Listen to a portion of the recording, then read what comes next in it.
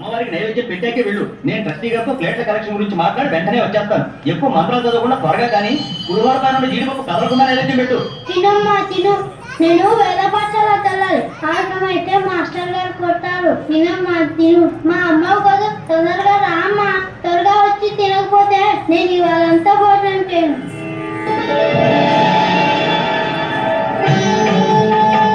తినమ్మా, తెల్లారకుండా తిను. ఇవాళ సామవేదం చెప్తారు. ఆలస్యం అవుతుంది. తొందరగా తినమ్మా.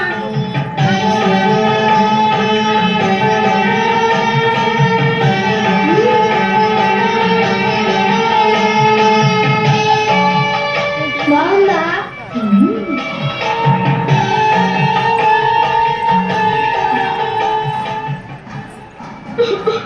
పొలం మారిందా? శివుడు తడుచుకొని ఉంటాడు.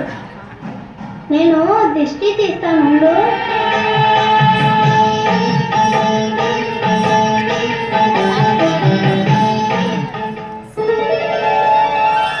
ఆలస్యం అయిపోతుంది. అవతల ప్రసాదం తీసుకెళ్ళాలి. ప్రసాదం ఏంట్రా? దుర్గమ్మ తినేసింది. విగ్రహం ప్రసాదం తింటమేంట్రా? నిజంగానే అడిగించింది. నువ్వు తినేసి అమ్మవారి మీదకి నెట్టేస్తున్నావా?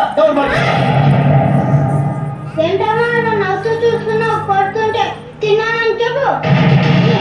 బొమ్మనేంట్రా సాక్ష్యానికి పిలుస్తున్నావు? మాట్లాడవే. తిన్నానని చెప్పు. తిన్నానని చెప్పు.